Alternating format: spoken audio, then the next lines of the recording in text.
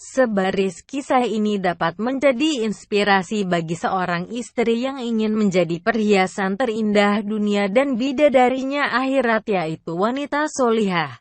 Semoga melalui kisah ini dapat menjadi inspirasi bagi seseorang yang mendambakan keluarga sakinah mawaddah warahmah yang diridai oleh Allah Azza wa Jalla. Ia menceritakan pengalamannya. Ketika aku menikahi Zainab binti Hudair, aku berkata dalam hati, aku telah menikah dengan seorang wanita Arab yang paling keras dan paling kaku tabiatnya. Aku teringat tabiat wanita-wanita Bani Tamim dan kerasnya hati mereka. Aku berkeinginan untuk menceraikannya. Kemudian aku berkata dalam hati, aku pergauli dulu, yaitu menikah dan berhubungan dengannya. Jika aku dapati apa yang aku suka, aku tahan ia, dan jika tidak, aku ceraikan ia. Kemudian datanglah wanita-wanita Bani Tamim mengantarkannya, dan setelah ditempatkan dalam rumah, aku berkata, wahai Fulanah, sesungguhnya menurut sunnah apabila seorang wanita masuk menemui suaminya, hendaklah si suami salat 2 rakaat dan si istri juga salat 2 rakaat. Aku pun bangkit mengerjakan salat, kemudian aku menoleh ke belakang, ternyata ia ikut salat di belakangku.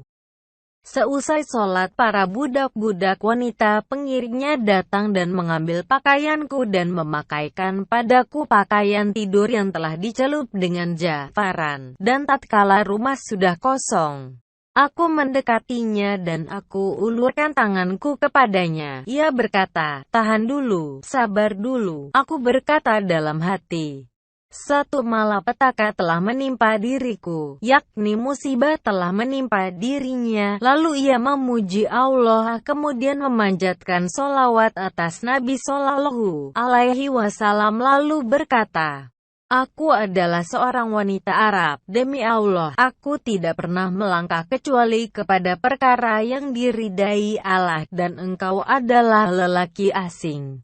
Aku tidak mengenali perilakumu, yakni aku belum mengenal tabiatmu.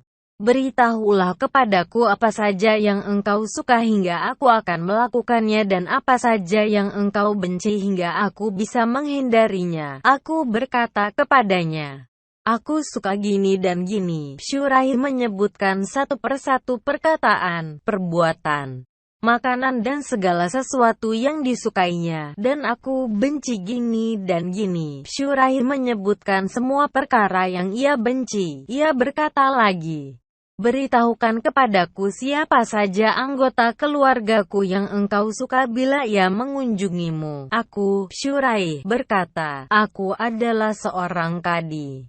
Aku tidak suka mereka, anggota keluargamu, membuatku bosan, maka aku pun melewati malam yang paling indah, dan aku tidur 3 malam bersamanya. Kemudian aku keluar menuju majelis kada, dan aku tidak melewati satu hari, melainkan hari itu lebih baik daripada hari sebelumnya. Tibalah waktu kunjungan mertua, yaitu genap 1 tahun. Setelah berumah tangga, aku masuk ke dalam rumahku. Aku dapati seorang wanita tua sedang menyuruh dan melarang. Aku bertanya, hai Zainab, siapakah wanita ini? Istriku menjawab, ia adalah ibuku. Marhaban, sahutku. Ya, ibu mertua berkata, bagaimana keadaanmu hai Abu Umayyah? Alhamdulillah baik-baik saja, jawab. Bagaimana keadaan istrimu? Tanyanya. Aku menjawab, istri yang paling baik dan teman yang paling cocok. Ia mendidik dengan baik dan membimbing adab dengan baik pula. Ia berkata, sesungguhnya seorang wanita tidak akan terlihat dalam kondisi yang paling buruk tabiatnya kecuali pada 2 keadaan.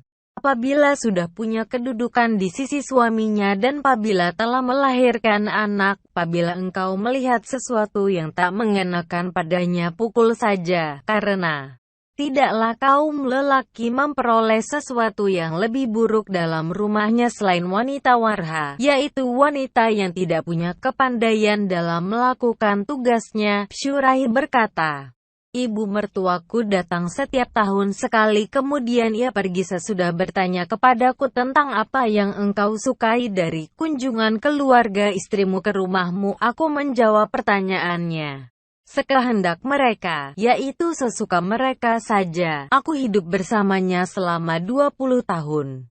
Aku tidak pernah sekalipun mencelanya dan aku tidak pernah marah terhadapnya. Dikutip dari buku Agar Suami Cemburu Padamu karya Dr. Najla As-Said Nail, penerbit Pustaka Etibian.